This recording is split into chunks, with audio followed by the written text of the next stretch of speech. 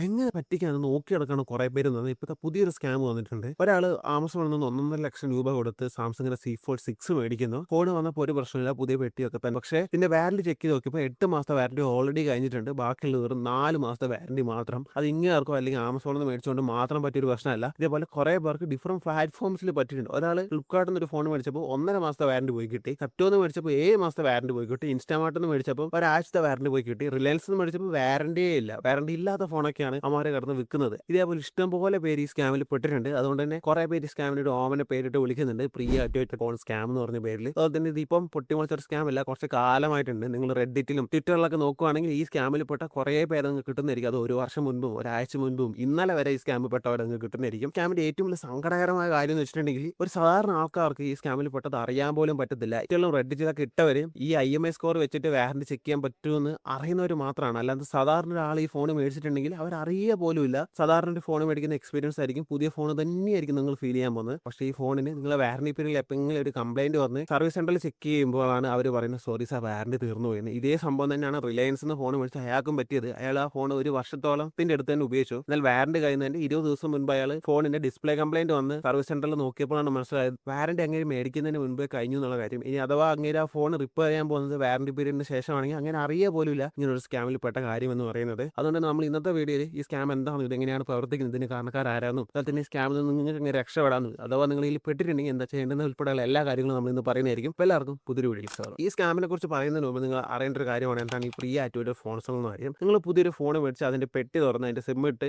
Activate ചെയ്തിട്ടുണ്ടെങ്കിൽ അപ്പോൾ തൊട്ട് അതിന്റെ വാറന്റി കൗണ്ട് ആവാൻ തുടങ്ങുന്നതായിരിക്കും. എന്നാൽ ചില അവസരങ്ങളിൽ നിങ്ങൾ പെട്ടി തുറക്കേണ്ട പോലും ആവശ്യമില്ല. ഉദാഹരണത്തിന് പറയുകയാണെങ്കിൽ നിങ്ങൾ സാംസങ്ങിന്റെ ഒരു ഒഫീഷ്യൽ ഡീലേഴ്സിന്റെ അടുത്ത് നിങ്ങൾ 5-6 ഫോൺ മേടിക്കുകയാണ്. അപ്പോൾ അവരെല്ലാത്തിനും സിം ഇട്ട് ആക്ടിവേറ്റ് ചെയ്യാൻ വേണ്ടിയൊന്നും അവർ വെയിറ്റ് ചെയ്യില്ല. ആ പെട്ടിയിൽ നിന്ന് തന്നെ അവർ IMEI നമ്പർ എടുത്തിട്ട് അവരുടെ സിസ്റ്റത്തിൽ ആക്റ്റീവായിട്ട് കാൽക്കുലേറ്റ് ചെയ്യുന്നതായിരിക്കും. അപ്പോൾ തൊട്ട് അതിന്റെ വാറന്റി സ്റ്റാർട്ട് ചെയ്യുന്നതായിരിക്കും. അതിനുശേഷം ഈ ഫോണിന് ഒരു കാരണവശാലും നിങ്ങൾക്ക് പുതിയ ഫോണിന്റെ ഒരു വില കിട്ടുന്നതായിരിക്കില്ല. അതിന്റെ വിലയിൽ നല്ലൊരു ഡിഫറൻസ് വരുന്നതായിരിക്കും. അതേപോലെ ഇതിന്റെ വാറന്റി പീരീഡ് കുറയുന്നതനുസരിച്ച് ഈ ഫോണിന്റെ വില കുറഞ്ഞുകൊണ്ടേയിരിക്കുന്നതായിരിക്കും. ഇനി ഇത് സ്കാം ആവുന്നത് നിങ്ങളിത് പ്രീ ആക്ടിവേറ്റഡ് ഫോണാണെന്ന് അറിയിക്കാതെ പുതിയ ഫോണെന്ന് പറഞ്ഞ് വിൽക്കുമ്പോഴാണ്. ഇനി ആരാണ് ഇതിന് കാരണക്കാരെന്ന് വെച്ചിട്ടുണ്ടെങ്കിൽ ഇതിന് മെയിൻലി കാരണക്കാരെന്ന് പറഞ്ഞാൽ 3 പേരാണ്. ഒന്ന് പറഞ്ഞ ബ്രാൻഡ് തന്നെയാണ്. ഇവർ ഓരോ പുതിയ ഫോൺസിൽ ഇറക്കുന്ന സമയത്ത് ആദ്യ ദിവസം ഭയങ്കരമായിട്ട് സെയിൽസ് നടത്തിയെന്ന് കാണിക്കാൻ വേണ്ടിയിട്ട് ഇവർ തന്നെ റിട്ടൈലേഴ്സിനോട് പറയും ഈ ഫോൺസ് ആക്ടിവേറ്റ് ചെയ്യാൻ വേണ്ടിയിട്ട്. പക്ഷെ അങ്ങനെ ആക്ടിവേറ്റ് ചെയ്ത ഫോൺ പിന്നെ അവർ പ്രീ ആക്ടിവേറ്റഡ് ഫോൺസ് എന്ന് പറഞ്ഞ് വിൽക്കാൻ ശ്രമിച്ചിട്ടുണ്ടെങ്കിൽ ഇവർക്ക് വലിയ ലോകത്തിൽ ലാഭം കിട്ടാത്തതുകൊണ്ട് തന്നെ അവർ അതിന്റെ സ്റ്റിക്കർ പഴയ പോലെ ഒട്ടിച്ച് വെച്ചിട്ട് പുതിയ ഫോൺ എന്ന് പറഞ്ഞ് തന്നെ വിൽക്കും. ഇത് ചുമ്മാ പറയുന്നത് കാര്യമല്ല. 2023 all India mobile phone retail association തന്നെ സമ്മതിച്ചൊരു കാര്യമാണ് റിയൽമി ഒക്കെ ഇങ്ങനെ ചെയ്യുന്നത്. അതിന്റെ കൂടെ തന്നെ ഇവർ പറഞ്ഞൊരു കാര്യമാണ് ഇത് റിയൽമി മാത്രം ചെയ്യുന്ന കാര്യമല്ല, മിക്ക ഫോൺ ബ്രാൻഡുകളും ഇങ്ങനെ ചെയ്യിപ്പിക്കാറുണ്ട് എന്നുള്ള കാര്യം. രണ്ടാമത്തെ കാരണക്കാരെന്ന് പറഞ്ഞാൽ സെല്ലേഴ്സ് തന്നെയാണ്. ഈ സെല്ലേഴ്സിന് എല്ലാവർക്കും ഓരോ ദിവസം ഇത്ര ഫോൺസുകൾ സെല്ല് ചെയ്യണമെന്ന് ടാർഗറ്റ് ഉണ്ടാവും. പക്ഷെ സെല്ലേഴ്സ് ഈ ടാർഗറ്റ് അവർക്ക് എത്തിക്കാൻ പറ്റാത്തതുകൊണ്ട് തന്നെ ഇവർ തന്നെ ഫോൺസിന്റെ പെട്ടി തുറന്ന് ഇവർ തന്നെ ആക്ടിവേറ്റ് ചെയ്യുന്ന ഒരു പരിപാടിയുണ്ട്. പിന്നെ ആ ഫോൺ അവർ സ്റ്റിക്കറൊക്കെ ഒട്ടിച്ച് പഴയതുപോലെ തന്നെ അവിടെ തിരിച്ചു വെക്കും. 2-3 ദിവസത്തിനുള്ളിൽ ആ ഫോൺ വിറ്റ് പോകുന്നതുകൊണ്ട് തന്നെ ഇത് വലിയൊരു ഇഷ്യൂ ആവാറില്ല. പക്ഷേ ഈ ഫോൺസ് അങ്ങനെ വിറ്റ് പോവാതെ 3-4 മാസത്തോളം അവിടെ വിൽക്കുമ്പോഴാണ് ഭയങ്കരമായിട്ട് പണി കിട്ടുന്നത് പറയുന്നത്. മൂന്നാമത്തെ ആൾക്കാരാണ് ഗ്രേ സെല്ലേഴ്സ് എന്ന് പറയുന്നത്. ഇത് ഇവർ സാധാരണ ഒരു സെല്ലേഴ്സിനെ പോലത്തെ ഒരു സെറ്റപ്പ് അല്ല. ഇവർ ചെയ്യുന്ന പരിപാടി എന്ന് വെച്ചിട്ടുണ്ടെങ്കിൽ എല്ലാ ഫോൺസിന്റെയും പുതിയതൊക്കെ ലോഞ്ച് ചെയ്യുന്ന സമയത്ത് എല്ലാ ഓഫേഴ്സ് എല്ലാം അപ്ലൈ ചെയ്ത് ബൾക്ക് കണക്കിന് ഒരു ഫോൺസ് മേടിക്കും. പിന്നെ അത് ഭയങ്കരമായ വിലയ്ക്ക് അവർ വിറ്റ് തീർക്കും. ഇതാണ് ഇവരൊരു പരിപാടി എന്ന് പറഞ്ഞാൽ. പക്ഷേ ഇങ്ങനെ വിൽക്കുന്ന സമയത്ത് ഉള്ള ഒരു പ്രശ്നം വെച്ചിട്ടുണ്ടെങ്കിൽ ഇവർ ഒഫീഷ്യൽ സ്റ്റോഴ്സ് നിന്നായിരിക്കും ഒരു ഫോൺസ് മേടിക്കുക. സ്റ്റോഴ്സ് നിങ്ങൾ ഫോൺസ് മേടിക്കുമ്പോൾ പെട്ടി പൊട്ടിച്ചില്ലെങ്കിൽ പോലും അവരത് ആക്റ്റീവായിട്ട് മാർക്ക് ചെയ്യും. അന്ന് തന്നെ അവർ ഈ ഫോൺ വിറ്റ് തീർത്തിട്ടുണ്ടെങ്കിൽ പ്രശ്നമൊന്നും ഉണ്ടാവില്ല. പക്ഷേ അങ്ങനെ വിറ്റ് തീർക്കാതെ വരുന്ന ഫോൺസുകൾ ചിലവർ മേടിക്കുമ്പോഴാണ് ഇത് വല്ലാതെ ഇഷ്യൂ ആവുന്നതും കുറേ പേർക്ക് വൻതോതിൽ വാറന്റി ലോസിനും കാരണമാണെന്ന് പറയുന്നത്. ഇങ്ങനെ നടന്നുകൊണ്ട് തന്നെയാണ് സാംസങ്ങിന്റെ ഫോൺസ് മൊത്തം പ്രീ ആക്ടിവേറ്റഡ് ആണെന്നുള്ള ഒരു ചീത്തപ്പേര് വരെ കാരണമായെന്ന് പറയുന്നത്. ഇനി നിങ്ങൾക്ക് ഇതിൽ നിന്ന് എങ്ങനെ രക്ഷപ്പെടാം, ഇതെങ്ങനെ കണ്ടുപിടിക്കാൻ ചോദിച്ചിട്ടുണ്ടെങ്കിൽ ഒന്നാമത്തെ കാര്യം നിങ്ങൾ ഓതറൈസ്ഡ് സെല്ലേഴ്സ് അല്ലെങ്കിൽ ഒരു ഒഫീഷ്യൽ സ്റ്റോഴ്സ് ഒന്നും മാത്രം മേടിക്കുക.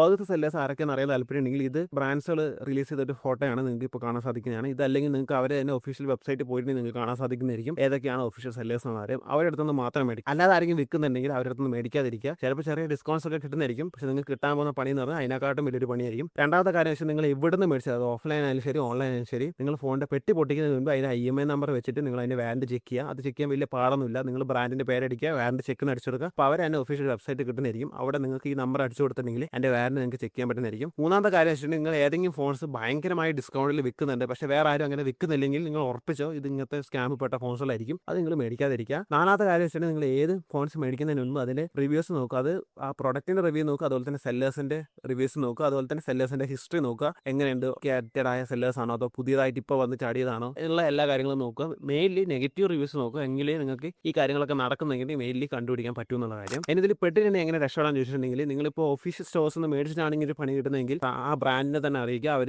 സോൾവ് ചെയ്ത് തരുന്നതായിരിക്കും. ഇനി അതല്ല നിങ്ങൾ പോലത്തെ ഓൺലൈൻ ഓൺലൈൻ സെല്ലേഴ്സ് നിർത്തുന്നതാണ് നിങ്ങൾ മേടിക്കുന്നതെങ്കിൽ ആ ബ്രാൻഡിനെ അറിയിക്കുക. അല്ലാതെ മൊബൈൽ ഫോൺ കമ്പനിയെ അറിയിച്ചിട്ട് വലിയൊരു ഉപകാരമൊന്നും കിട്ടാൻ പോകുന്നില്ല. ആ ബ്രാൻഡിനെ അറിയിക്കുക ഇങ്ങനെ ഒരു സംഭവം നടന്നിട്ടുണ്ടെന്ന്. അപ്പോൾ അവർ ചില കാര്യങ്ങളൊക്കെ ആവശ്യപ്പെടുന്നതായിരിക്കും. മിക്കപ്പോഴും സർവീസ് സെന്റേഴ്സിൽ നിന്ന് ലെറ്റേഴ്സ് ഒക്കെ ചോദിക്കുന്ന ചില പരിപാടികളുണ്ട്. ആ സമയത്ത് നിങ്ങൾ ബ്രാൻഡിനെ ഇങ്ങനെ പറ്റിയിട്ടുണ്ടെന്ന് അവർ അറിയിച്ചിട്ടുണ്ടെങ്കിൽ അവർ മിക്കവാറും സഹായിക്കുന്നതായിരിക്കും. ഇനി അതല്ല അവർ എന്നിട്ട് അവർ ഹെൽപ്പ് ചെയ്യുന്നില്ലെങ്കിൽ നിങ്ങൾ ട്വിറ്ററിൽ ഒരു പോസ്റ്റ് ഇട്ടാൽ മതി, അല്ലെങ്കിൽ ഏതെങ്കിലും യൂട്യൂബേഴ്സിനോടൊക്കെ ഹെൽപ്പ് ചോദിച്ചിട്ടുണ്ടെങ്കിൽ അവർ പോസ്റ്റ് ഇടുമ്പം ഇത് മെയിൻ ഇഷ്യൂ ആവുന്നതുകൊണ്ട് തന്നെ അവർ സഹായിക്കുന്നതായിരിക്കും. എന്നിട്ടും വലിയ ഗുണമൊന്നും കിട്ടുന്നില്ലെങ്കിൽ അവസാനത്തെ ഓപ്ഷൻ വന്ന് കൺസ്യൂമർ കോർട്ട് തന്നെയാണ്. അവിടെ പോയിട്ട് കംപ്ലയിന്റ് ചെയ്യുക. പക്ഷേ എല്ലാ തെളിവുകളും വേണം, അല്ലെങ്കിൽ കേസ് പുല്ല് പോലെ ചീറ്റി പോകുന്നത്. അതുകൊണ്ട് അതൊക്കെ ശ്രദ്ധിച്ചിട്ട് ചെയ്യാമെന്ന് മാത്രം. അപ്പോൾ ഇതൊക്കെയാണ് ഇതിനെക്കുറിച്ച് പറയാനുള്ളത്. ഇനി നിങ്ങൾക്ക് എന്തുകൊണ്ടാണ് ഫോണിന്റെ വില കൂടുന്നതെന്ന് അറിയാൻ താല്പര്യമുണ്ടെങ്കിൽ ഈ വീഡിയോ കണ്ടു.